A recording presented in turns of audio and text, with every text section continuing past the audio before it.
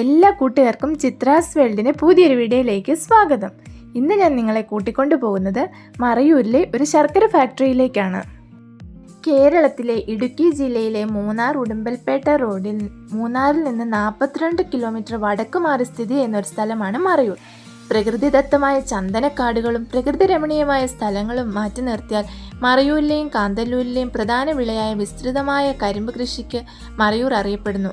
ഇവിടെ 2500 ഏക്കറിലധികം സ്ഥലത്ത് കരിമ്പ് കൃഷിയുണ്ട്. അത്തരം കൃഷിയുടെ ലോകപ്രസിദ്ധമായ ഒരു ഉൽപ്പന്നമാണ് മറയൂർ ശർക്കര. ഏറെ പ്രസിദ്ധമാണ് മറയൂർ ചന്ദനവും ശർക്കരയും. മറയൂരിലെ ശർക്കര കഴിച്ചവരാകട്ടെ ഒരിക്കലും ആ രുചി മറക്കാറുമില്ല.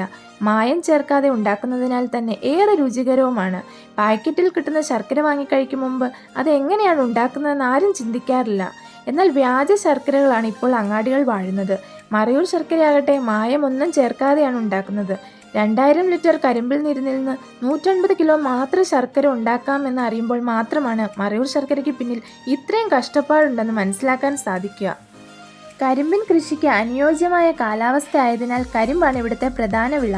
അതിനാൽ രുചിയും ഗുണവും കൂടുതലാണ്. ഇത് വെച്ചുണ്ടാക്കുന്ന ശർക്കരയ്ക്കും ഗുണം കൂടുതലായതിനാൽ തന്നെയാണ് ഇവിടുത്തെ ശർക്കര പ്രസിദ്ധമായതും. രാസവസ്തുക്കളില്ലാത്തതും ഉപ്പില്ലാത്തതും അഴുക്കില്ലാത്തതും ഇരുമ്പിന്റെ അംശം കൂടുതലുള്ളതുമായ ശർക്കരയാണ് മറയൂരിലേതെന്ന് ഗവേഷണത്തിൽ തെളിഞ്ഞിട്ടുണ്ട്. കിണറുകളിലെ വെള്ളം ശുദ്ധീകരിക്കാൻ കുമ്മായം ഇടുന്ന പോലെ ശർക്കര ശുദ്ധീകരിക്കാനായി അല്പം കുമ്മായം മാത്രമാണ് മറയൂരിലെ ശർക്കരയിൽ ചേർക്കുന്നത്. 150 കിലോ ശർക്കരയ്ക്ക് വേണ്ടി 70 കെട്ട് കരിമ്പ് അഥവാ 1 ടണ്ണോളം കരിമ്പാണ് വേണ്ടിവരിക.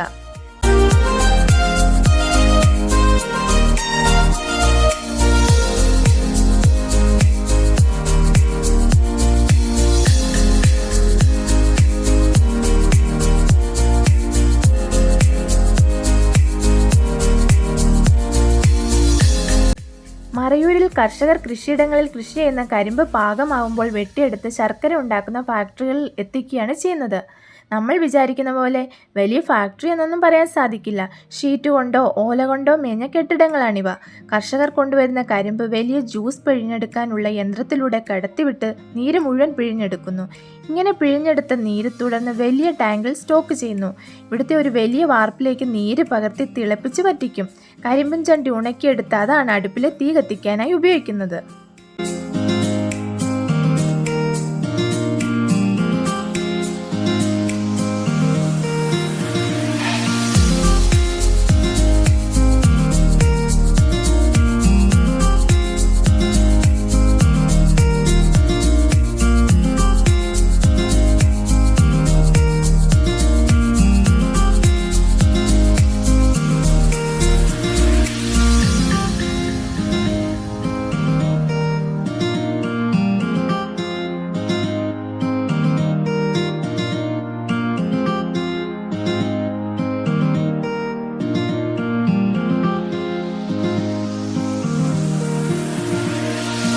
പ്രദേശത്തെ താഴ്ന്ന താപനില, മണ്ണിന്റെ പ്രത്യേകതകൾ, ജലസേചനത്തിനും ശർക്കര ഉൽപ്പാദനത്തിനും ഉപയോഗിക്കുന്ന ജലത്തിന്റെ ഗുണനിലവാരം, പരമ്പരാഗത ഉൽപ്പാദന രീതികൾ, കൃഷിയിൽ ഉപയോഗിക്കുന്ന കരിമ്പിനങ്ങൾ എന്നിവയാണ് മറയൂർ ശർക്കരയുടെ ഗുണനിലവാരത്തിന് കാരണം. ഈ ശർക്കരയുടെ മറ്റൊരു പ്രത്യേകത ആധുനിക ഉപകരണങ്ങൾ ഉപയോഗിച്ച ഫാക്ടറികളിലല്ല, പരമ്പരാഗത രീതിയിൽ ഫാമിൽ തന്നെ സ്ഥിതി ചെയ്യുന്ന ശർക്കര നിർമ്മാണ ഷെഡുകളിൽ ആണിത് നിർമ്മിക്കുന്നത് എന്നാണ്. ഭൂമിശാസ്ത്രപരമായ പ്രദേശത്ത് നിന്ന് ഉൽപ്പാദിപ്പിക്കുന്ന ശർക്കരയ്ക്ക് മറ്റു പ്രദേശങ്ങളിൽ നിന്ന് ഉൽപ്പാദിപ്പിക്കുന്നതിനേക്കാൾ ഉയർന്ന വിപണി ഡിമാൻഡുണ്ട്. കാരണം അത് രുചിയിൽ വളരെ മധുരവും നല്ല ഗുണനിലവാരവും ഉള്ളതാണ്.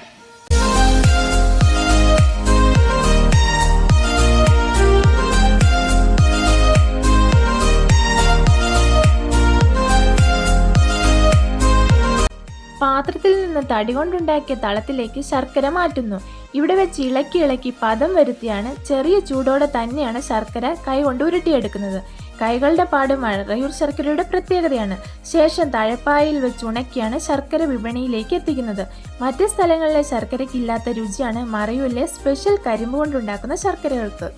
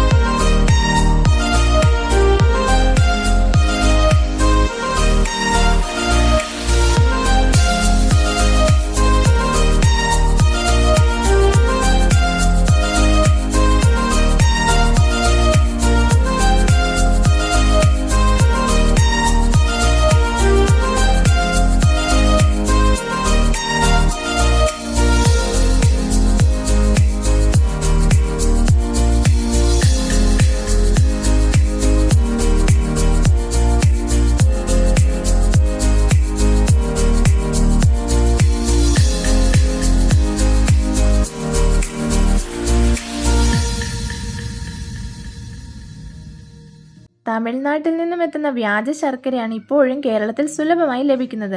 രാസപദാർത്ഥങ്ങൾ കൊണ്ട് നിർമ്മിച്ച ഈ ശർക്കര വേഗം പൊടിഞ്ഞു പോകും, ആരോഗ്യത്തിന് ഹാനികരവുമാണ്.